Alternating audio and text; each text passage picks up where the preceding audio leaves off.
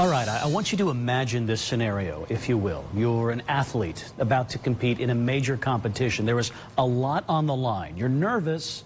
You're about to hit that critical moment. But that's when you notice your gear is stolen and you're not sure how you can compete now. What would you do in a situation like that? Alex Knoll spoke to one Homestead student who had to deal with this nightmare at a national event. Alex. Yeah, Brian, Ethan Wiedenhofer, a high jumper at Homestead, was about an hour away from competing in the biggest event of his life when he realized his gear had been stolen. With limited time, Ethan turned his worst nightmare into a story he'll be telling for the rest of his life. I wasn't nervous the entire time. Ethan Wiedenhofer is a junior high jumper at Homestead High School. Earlier this month, he and his mom flew out to Boston for the New Balance Track and Field Indoor Nationals. It was the biggest stage of his young career. Baby, you got this. It was just cool being there because it's like the biggest meet in the country.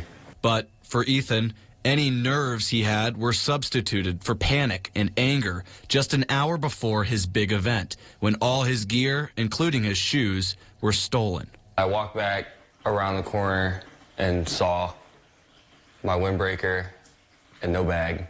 Ethan told his mom, and the panic immediately set in for them both. My thought was, all of this time and effort and all this hard work, and he's not even going to be able to compete. With little time to spare, there were minimal options left for Ethan. Luckily, a fellow competitor heard about Ethan's missing gear and let him borrow an extra pair of shoes. Even though the shoes were half a size too small, it meant Ethan was at least going to compete. Everything happens for a reason, and it just worked out. With his adrenaline pumping, it became time for Ethan's event. And with his new shoes, he did the unthinkable. He set a new personal best at 6 feet, 7 inches and medaled as an All-American.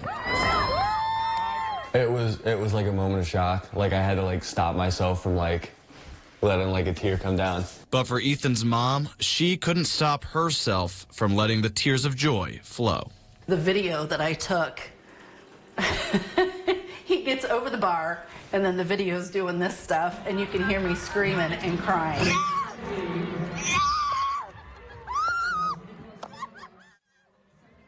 Such a cool story. Now, after the meet, a representative at New Balance heard about Ethan's story, and he was blown away by his resilience. He was able to connect with Ethan and send him brand new gear. Alex Knoll, 21 Alive News.